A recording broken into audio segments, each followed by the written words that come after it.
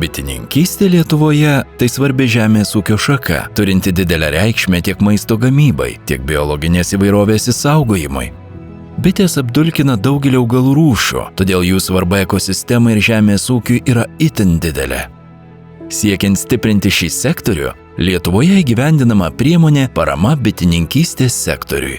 Šios paramos tikslas – padėti bitininkams tobulinti savo veiklą, modernizuoti ūkius, gerinti bičių sveikatą ir didinti bitininkystės sektoriaus konkurencingumą. Šiame video pristatysime 3 kitas priemonės veiklas susijusias su moksliniais tyrimais, sektoriaus populiarinimu ir bičių produktų kokybės užtikrinimu.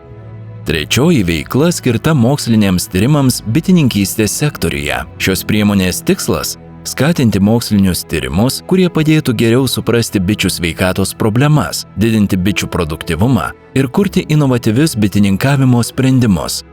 Pagal šią priemonę gali būti finansuojami tyrimai susiję su bičių ligomis ir jų prevencija, bičių biologija ir genetika, inovatyviais bitininkavimo metodais, bičių produktyvumo didinimo. Tokie tyrimai padeda rasti naujus sprendimus, kurie gali būti pritaikomi praktinėje bitininkystėje ir prisidėti prie viso sektoriaus pažangos. Pagal šią priemonę vienam projektui gali būti skiriama iki maždaug 20 000 eurų paramos moksliniams tyrimams.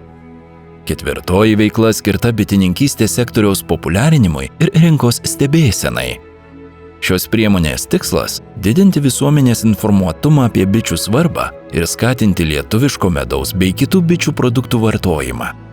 Pagal šią priemonę gali būti finansuojamos veiklos tokios kaip informacinės kampanijos, bitininkų leidiniai ir elektroniniai leidiniai, audiovizualinė produkcija, edukaciniai renginiai ir parodos, visuomenės informavimo iniciatyvos, rinkos analizė ir stebėsena. Tokios veiklos padeda stiprinti bitininkystės sektoriaus matomumą ir didina vartotojų pasitikėjimą lietuviškais bičių produktais. Penktoji veikla skirta medaus ir kitų bičių produktų tyrimams. Šie tyrimai padeda nustatyti medaus ir kitų bičių produktų kokybę, sudėtį ir autentiškumą. Pagal šią priemonę gali būti finansuojami laboratoriniai medaus tyrimai, sudėties ir kokybės analizės, produktų kilmės ir autentiškumo nustatymas. Tokie tyrimai padeda užtikrinti aukštą bičių produktų kokybę ir stiprina vartotojų pasitikėjimą lietuvišku medumi.